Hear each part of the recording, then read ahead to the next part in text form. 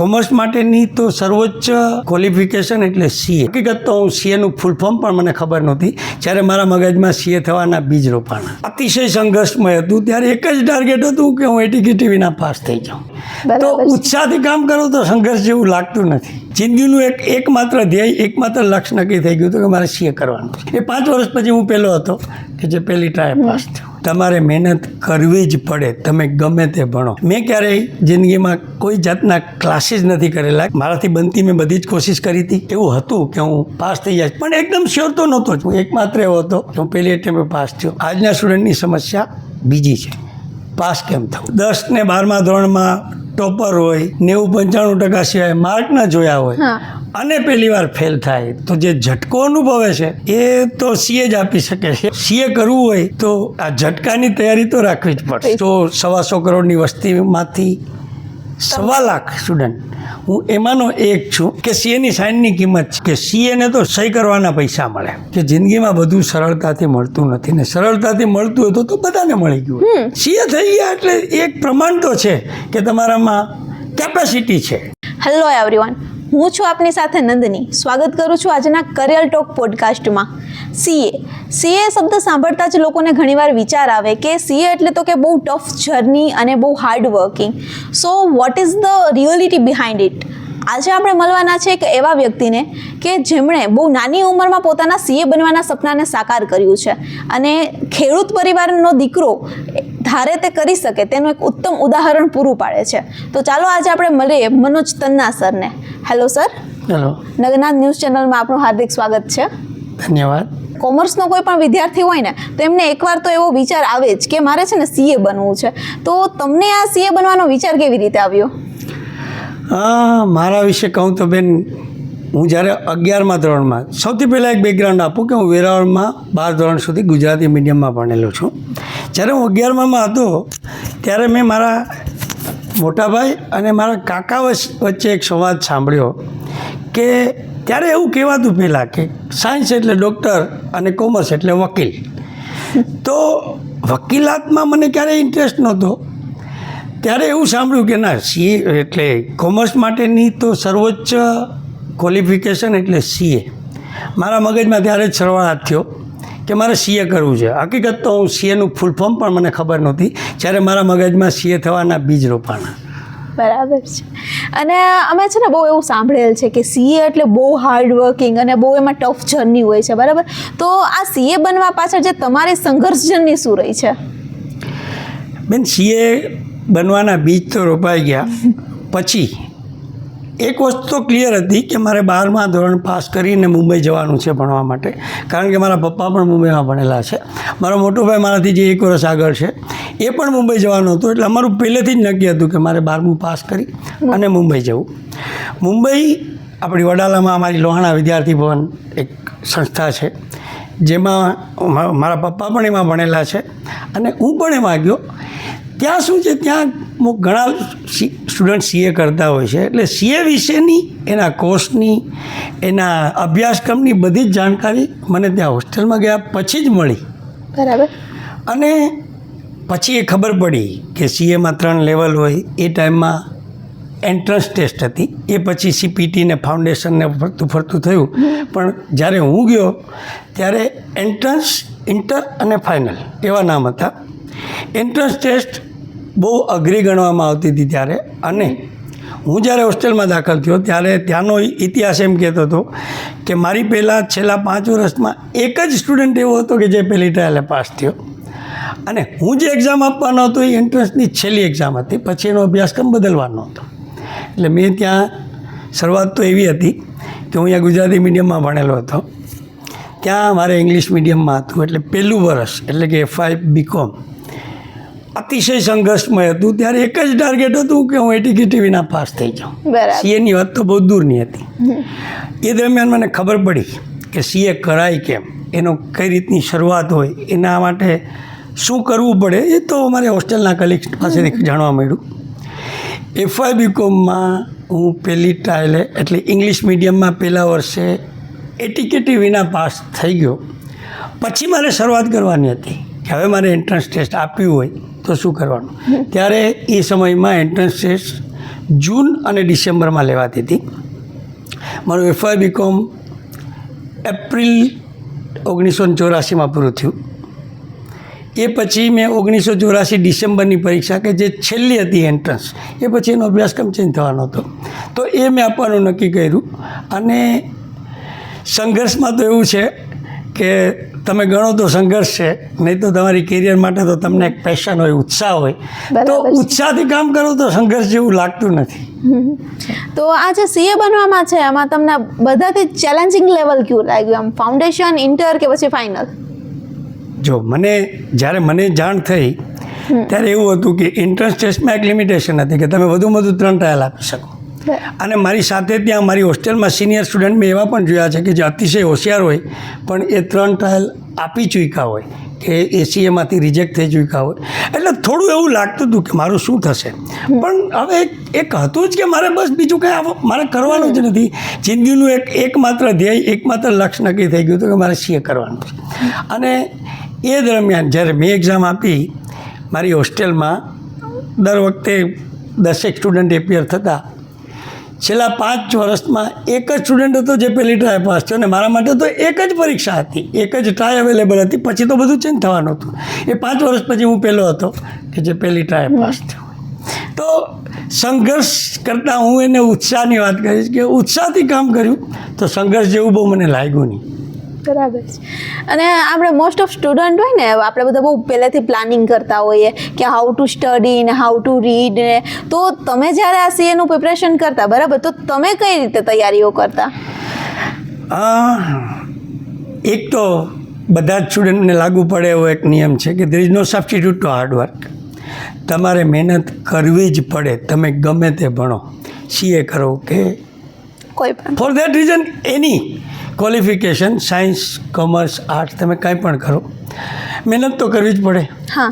બીજું, મેં ક્યારેય જિંદગીમાં કોઈ જાતના ક્લાસીસ નથી કરેલા કે જે એના વિના કોઈ રહી નથી શકતું. પણ હવે મારો કેસ થોડો અસામાન્ય છે કે મેં લાઈફમાં ક્યારેય પણ ક્લાસીસ નથી કર્યા.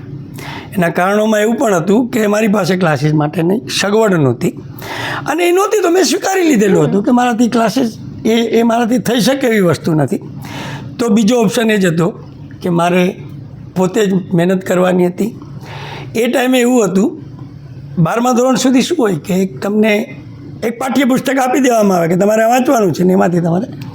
CAમાં એવું નથી. CAમાં તો પોઈન્ટ વાઇઝ સિલેબસ હોય, પછી એક સબ્જેક્ટ માટે 10 અવેલેબલ બુક્સ હોય.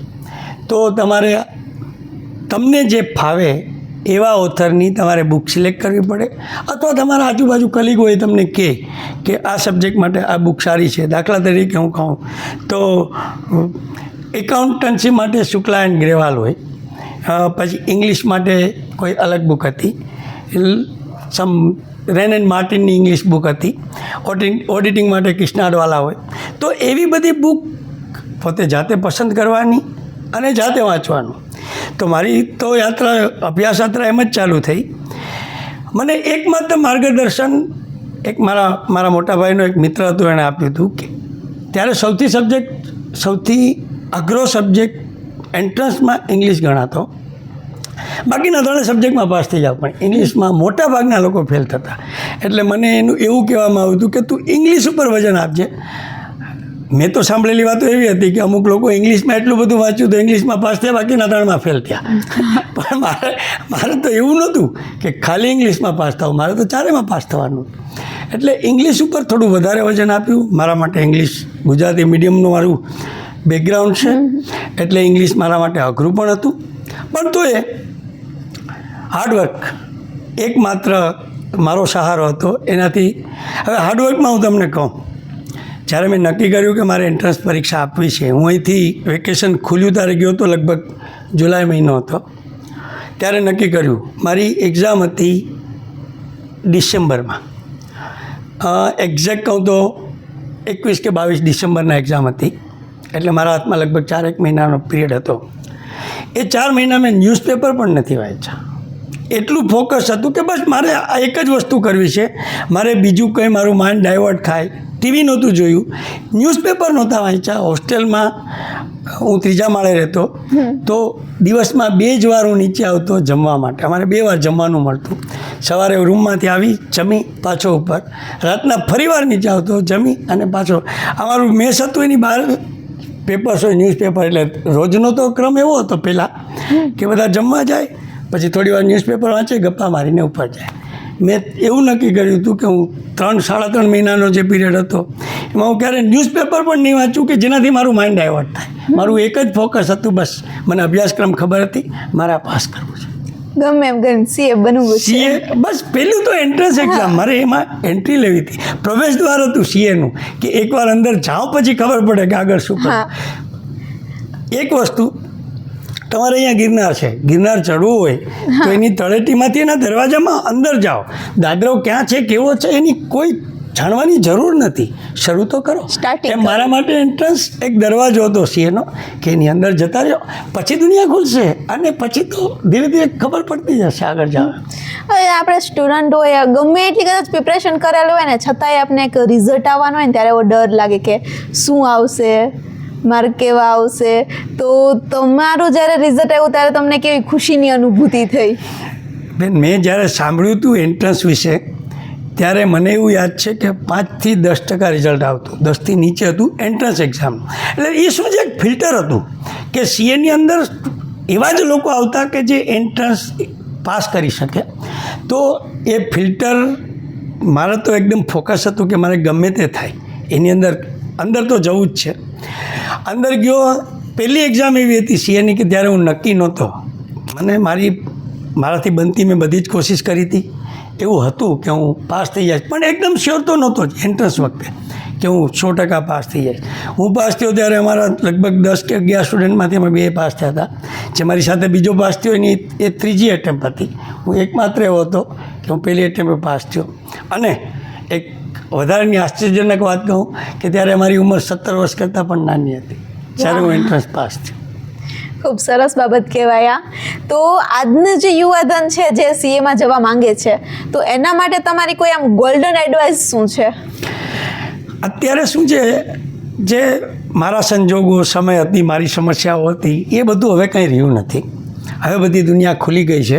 ત્યારે વેરાવળમાં મને સીએનું ફૂલ ફોર્મ ખબર નહોતી. અત્યારે વેરાવળમાં લગભગ સીએના 100 સ્ટુડન્ટ હશે જેને બધી ખબર છે. વેરાવળમાં પ્રેક્ટિસિંગ ચાર્ટર્ડ એકાઉન્ટન્ટ્સ પણ ઘણા છે કે જ્યાં એ લોકો આર્ટિકલશીપ કરી શકે. વેરાવળમાં ક્લાસીસ પણ છે કે જેમાં સીએનું અભ્યાસક્રમ એનું ટીચિંગ થાય છે. એટલે હવે અમારા સમય સંજોગો, સમસ્યાઓ હતી, આજના સ્ટુડન્ટને નથી. આજના સ્ટુડન્ટની સમસ્યા બીજી છે, પાસ કેમ થવું. તમે જેમ કહો છો ને, બધાને તકલીફ છે. સીએ એ એવો કોર્સ છે, અભ્યાસક્રમ છે કે જે ખાલી તમારું નોલેજની પરીક્ષા નથી લેતો, તમારું મેન્ટલ ટેમ્પરામેન્ટ પણ માપે છે.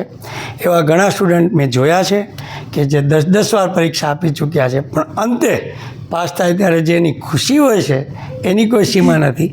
બીજા એવા પણ છે કે 10 ને 12મા ધોરણમાં ટોપર હોય, 90-95% સિવાય માર્ક ન જોયા હોય અને પહેલી વાર ફેલ થાય તો જે ઝટકો અનુભવે છે એ તો સીએ જ આપી શકે છે. અને એના કારણે બહુ નાસીપાસ પણ ઘણા થાય છે. પણ જો સીએ કરવું હોય તો આ ઝટકાની તૈયારી તો રાખવી જ પડશે. ક્યારે ઝટકો લાગશે એની ખબર નથી. અને મારા મત પ્રમાણે તો 95% સ્ટુડન્ટ ઝટકો ખાઈ ચૂક્યા છે. એટલે તમે એમાંના જ એક છો, તમે મેજોરિટી સાઈડ છો, એટલે એનું માટે બહુ હરખશોખ દુઃખ કરવું પણ જરૂરી નથી. હવે આજે તમારી સીએની જર્ની છે, બરાબર? તો એમાંથી કોઈ એવો પ્રેરક અનુભવ, પ્રેરક પ્રસંગ કે જે વિદ્યાર્થીઓને એવું લાગે કે નહીં, આ એમને પણ ધ્યાન રાખવું જોઈએ? જો સીએમાં સૌથી વધુ તો એ છે કે આજથી જ્યારે મેં નક્કી કર્યું હતું સીએ થવાનું 1982, એટલે કે લગભગ 43 યર્સ, ત્યારે તો મને આગળ ખબર જ નહોતી કે સીએમાં આગળ શું થશે. પણ જેમ જેમ આગળ વધતો ગયો એ ટાઈમે મને એવું યાદ છે જ્યારે હું સીએ થયો, આખા ઇન્ડિયામાં લગભગ 1,30,000 સીએ થયા હતા. એટલે મને એમ ગર્વ તો થાય જ કે 100-125 કરોડની વસ્તીમાંથી 1,00,000 સ્ટુડન્ટ, હું એમાંનો એક છું. અને સીએ એટલે તમારું ફ્યુચર સિક્યોર થઈ ગયું. તમે કાંઈ પણ કરો, તમારે પછી કોઈ જીવન નિર્વાહની કે આડી કોઈ સમસ્યા રહેતી જ નથી. તમારું સમાજમાં એક સ્ટેટસ, એક સન્માનની રીતે જોવાય છે. કોઈને પણ તમે કહો ને કે હું સીએ છું તો એનો તમારા તરફ જોવાનો નજરિયો બદલાઈ જાય છે. અને સીએ શું છે, ક્વોલિફિકેશન છે, એ તો મરણ પર્યંત રહેવાની જ છે. એટલે સીએ આજના સ્ટુડન્ટને કોઈને એવું ડાઉટ હોય, પહેલાં શું હતું કે સીએમાં પણ સીએ થયા પછી પણ મર્યાદિત સ્કોપ હતો. હવે તો ભારત વિકાસની રસ્તા ઉપર જઈ રહ્યું છે. એ જોતાં તો સીએ માટે ભાવિ અતિશય ઉજ્જવળ છે. એટલે જે સીએ સ્ટુડન્ટ જે સીએ કરવા માગતા હોય એના માટે તો ખરેખર સુવર્ણ તકો છે. બધા જ રિસોર્સ અવેલેબલ છે, બધી જ પ્રકારના ગાઈડન્સ અવેલેબલ છે. બસ મહેનત કરો, ફોકસ રહ્યો અને આગળ વધો, પછી કોઈ તકલીફ જ નથી. હવે ઘણા ખરા વિદ્યાર્થીઓ છે ને એવા હોય છે કે જે સીએની પદવી અહીંથી હાંસલ કરીને વિદેશ જવા ઈચ્છતા હોય છે, તો એમના માટે એમને શું તૈયારી કરવી પડે? સીએની રિકગ્નિશન, ઓફિશિયલ રિકગ્નિશન વિદેશમાં બહુ નથી, પણ સીએ મોટાભાગના કન્ટ્રીઝમાં એ તો ખબર છે કે ઇન્ડિયામાં ચાર્ટર્ડ એકાઉન્ટન્સીનો કોર્સ છે અને એની ટ્રેનિંગ બહુ રિગરસ હોય છે. એટલે સીએ છે ભલે બાય ઇટ સેલ્ફ એની કોઈ વેલ્યુ ન હોય. જેમ ઇન્ડિયામાં શું છે કે તમે સીએ હોય ને તો તમે ઓડિટ કરી શકો, અને ઓડિટ કરવાનો અધિકાર માત્ર સીએને છે. નરેન્દ્ર મોદી સાહેબ પણ એકવાર બોલ્યા હતા કે અમારી સીએની કોઈ ઇન્સ્ટિટ્યૂટની એક સેમિનાર, એક મોટો લેક્ચર હતું, એમાં કીધું કે સીએની સાઇનની કિંમત છે. રાષ્ટ્રપતિની સાઇન પણ, જ્યાં સીએની સાઇન જરૂરી છે ત્યાં રાષ્ટ્રપતિ કે વડાપ્રધાનની સાઇન પણ ચાલતી નથી. એ વસ્તુ ખાલી ભારતમાં શક્ય છે. સીએ તરીકે તમે ફોરેનમાં ક્યાંય સાઇન ન કરી શકો, પણ તમારું જે ટ્રેનિંગ છે, જે અભ્યાસક્રમ છે, જે તમે હાર્ડવર્ક કર્યું છે, જે મહેનત કરી છે, એ તો તમે વિદેશ શું દેશ દુનિયામાં ક્યાંય પણ રહ્યો, એ તો રંગ લાવવાનું જ છે. એટલે એ સીએ તરીકે પછી શું છે કે અમેરિકામાં જાય તો ત્યાંની ક્વોલિફિકેશન CFA, CPA, ACCA અલગ અલગ કોર્સ છે, સીએના લેવલના છે. સીએ જેટલું અઘરું કદાચ કંઈ નથી.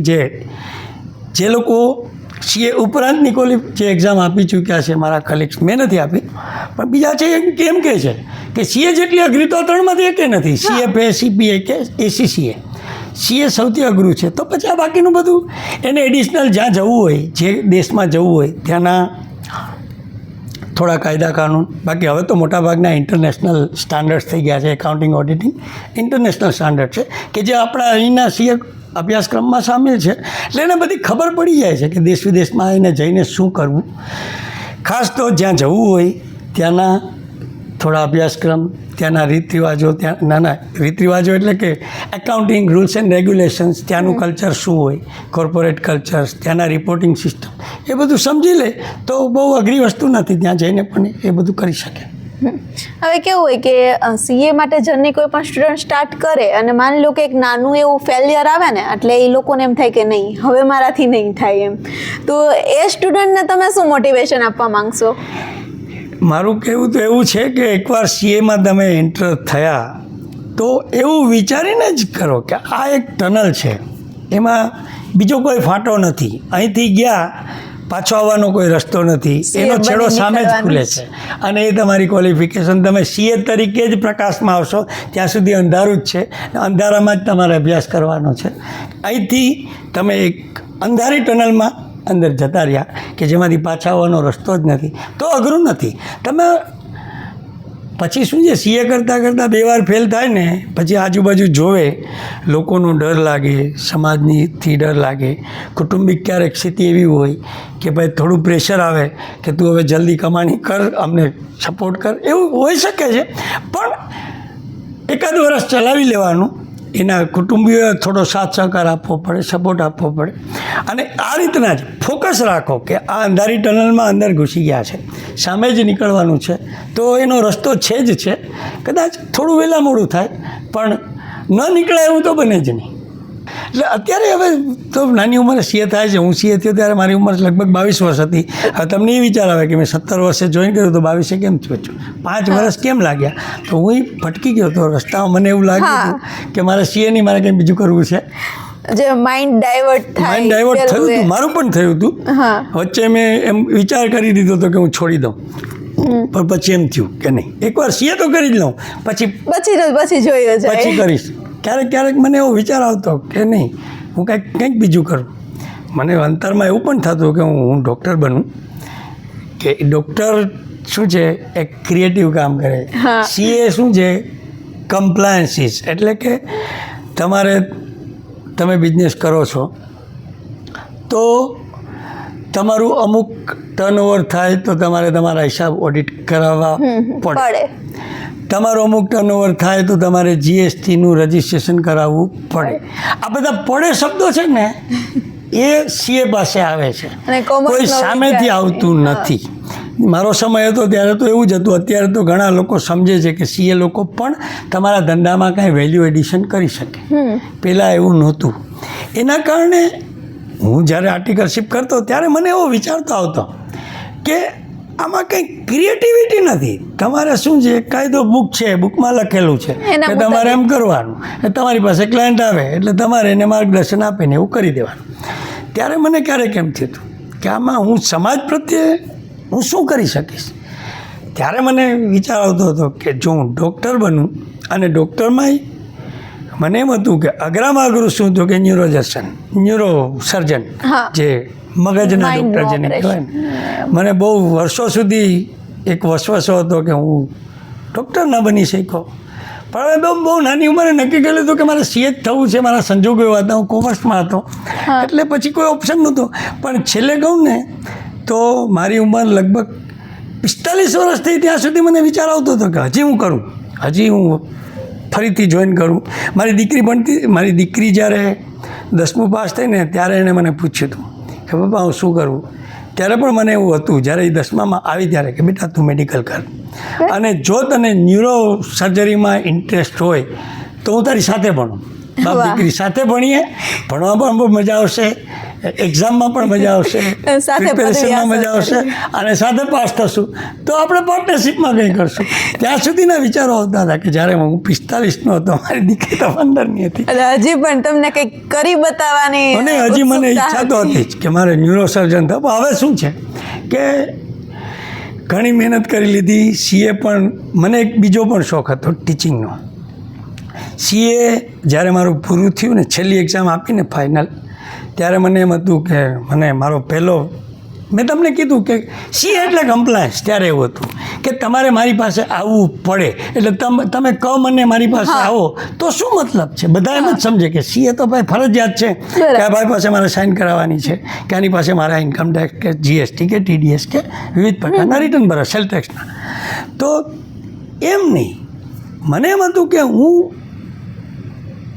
મારી જરૂર જ પડે લોકોને, તો એના માટે ડૉક્ટર કે ભાઈ ન્યુરો સર્જન, કે એ જે બહુ કોમ્પ્લિકેટેડ કોર્સ હતો. મારી દીકરીને પણ હું કહેતો બેટા આઈધર હાર્ટ સ્પેશિયાલિસ્ટ ઓર એટલે કાર્ડિયોલોજિસ્ટ ઓર ન્યુરોલોજિસ્ટ, બેમાંથી એક. તને જે ઇન્ટરેસ્ટ હોય, મને તો એવું હતું કે ન્યુરોલોજિસ્ટમાં તને ઇન્ટરેસ્ટ હોય તો આપણે બંને સાથે કરીએ. પણ પછી શું છે, જવાબદારીઓ હોય. 5 વર્ષ સુધી મારે બધું સમાજથી વિખૂટું પડી જવું છે. મારા બધા જ જે કંઈ કેરિયર મેં 10-20 વર્ષની મહેનત કરી છે બધું મૂકી દેવું પડે તો જ કરું ને. કેમ કે હું કાંઈ સીએની પ્રેક્ટિસ કરતાં ના કરી શકું, ને મારી દીકરી એક જ હતી. એટલે પછી આવું બધું વિચારતા એમ થયું કે હવે 5 વર્ષ આ ટાઈમે બગાડવા યોગ્ય છે. એમ થયું હવે જવા દો, જે થઈ ગયું. ક્યાંક તો અટકવું પડે. પછી તમારી અપેક્ષા આકાંક્ષાઓની તો કોઈ સીમા જ નથી. એ ટાઈમે એવી માન્યતા હતી કે સીએને તો સહી કરવાના પૈસા મળે. હવે એની પાછળની કોઈને ખબર નહોતી કે સહી ક્યાં કરવાની હોય. એ સહી કરવાના પૈસા મળે, પણ એ સહી પાછળ બહુ મોટી જવાબદારી સાથે આવે છે. કે જો સહી કરવામાં તમે ખોટી જગ્યાએ સહી કરી દીધી તો પૈસા પાછળ બીજું ઘણું બધું. અને કહેવાય ને કે સીએ ની સિગ્નેચર કરેલા ચોપડા એ કોઈ પણ કોર્ટમાં પણ નથી ખુલતા. એટલે એ લોકો સીએની સહીની માન્યતા છે કે તમે અમુક વસ્તુ હોય, કંપની છે આજે કોર્પોરેટ છે, કોઈ એવી સ્ટેટ્યુટરી બોડીઝ હોય, cooperative society, trust companies, private limited કે LLP, એવી ઘણી સંસ્થાઓ છે કે જેના ચોપડાઓ ઓડિટ કરાવવા ફરજિયાત છે. સીએની સાઇન વિના ચાલે જ નહીં. અને આજની તારીખે પણ ભારતમાં ફક્ત સીએ જ સાઇન કરી શકે છે આ બધું. એટલે સીએ તો એ અલગ જ વાત છે, અનુભૂતિ જ અલગ છે કે હું સીએ છું. પણ એ ફક્ત સહી એ વસ્તુ નથી. એની પાછળ બહુ મોટી જવાબદારી છે.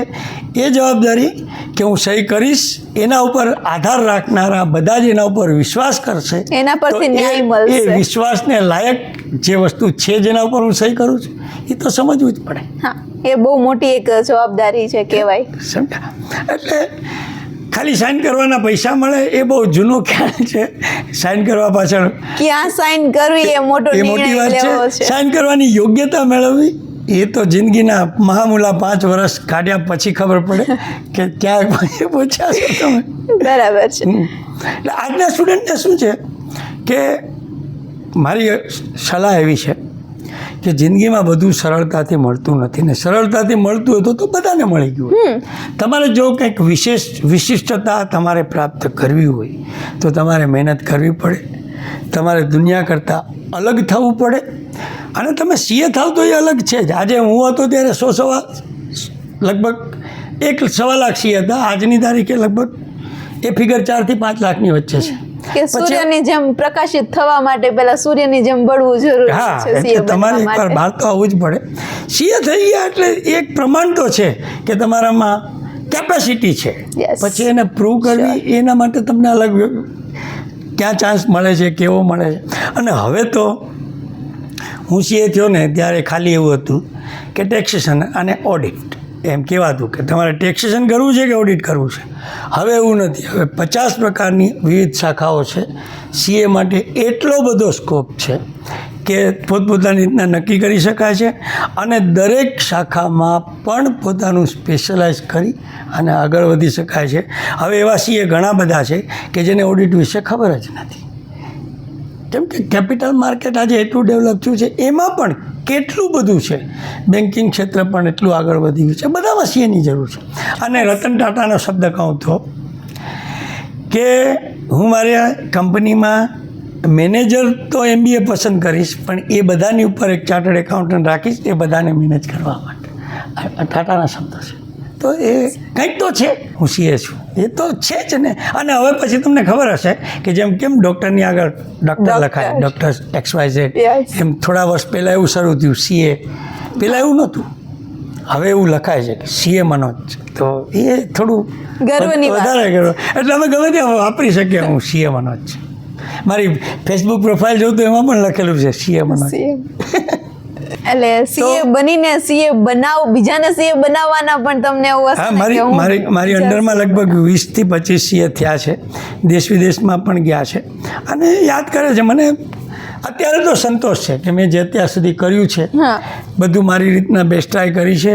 જિંદગીથી સંતોષ છે. કોઈ તકલીફ નથી, ક્યારેય નહોતી. અને બધું જ અત્યારે પણ હું બહુ સંતોષી રીતે જીવું છું. બહુ સુખી પોતાને માનું છું. બરાબર છે. અને એના માટે મારી ક્વોલિફિકેશનનો ફાળો તો સૌથી મોટો જ છે કે હું સીએ છું. ગર્વથી કહો હું સીએ છું.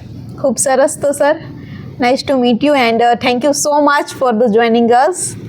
તમારા બધા વ્યુઅરને આભાર. તમે મને આવું સાંભળવાનો મોકો મળ્યો.